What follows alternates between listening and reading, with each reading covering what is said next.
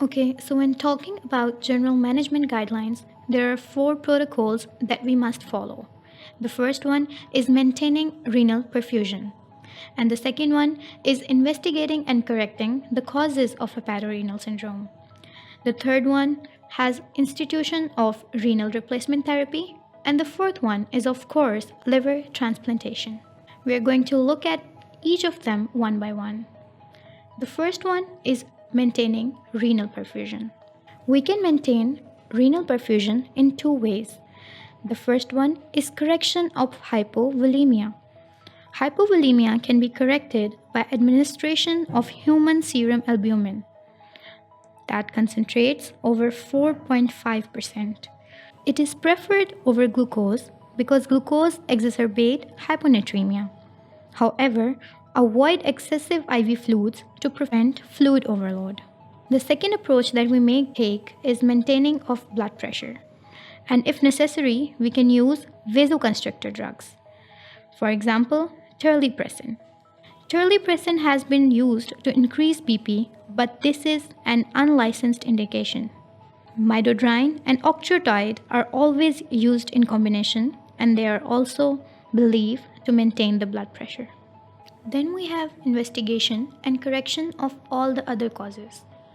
The first one is going to be cessation of the drugs that are potentially nephrotoxic or diuretics. The nephrotoxic drugs include phenytoin, quinine, and ranitidine that cause acute interstitial nephritis. The second approach that we are going to take is the empirical therapy for the sepsis. For this purpose, we are going to use broad-spectrum antibacterials. And also, for the investigation of the sepsis, we can perform blood cultures. The third approach that we can adopt is the avoidance of paracentesis. Now you must be wondering, what is paracentesis? It is a form of body fluid sampling procedure that is generally referring to a puncture of peritoneal cavity by a needle.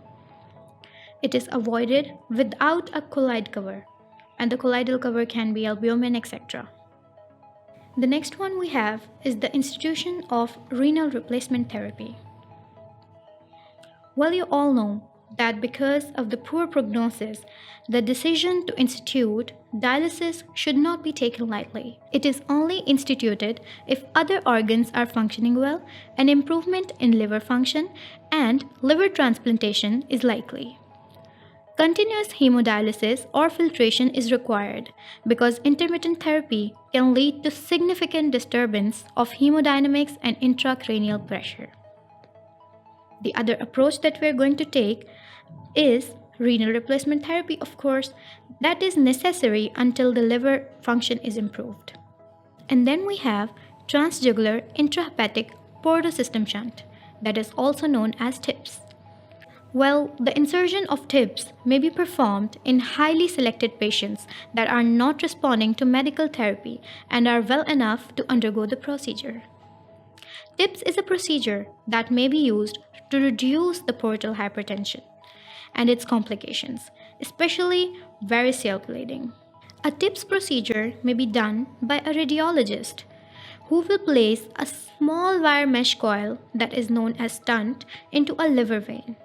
The stent is then expanded using a small inflatable balloon that is called angioplasty. The stent forms a channel or shunt that bypasses the liver. Some studies suggest an improvement in renal function and survival in some patients. However, the evidence for its use is not well established, and the risks versus benefits of TIPS should be carefully considered.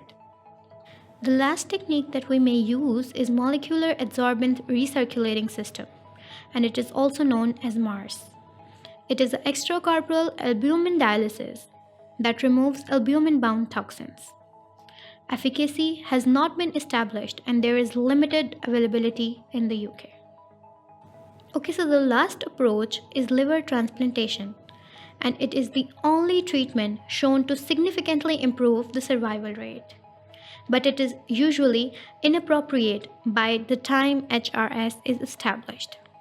Patients with HRS have worse post-transplant outcomes than patients without HRS.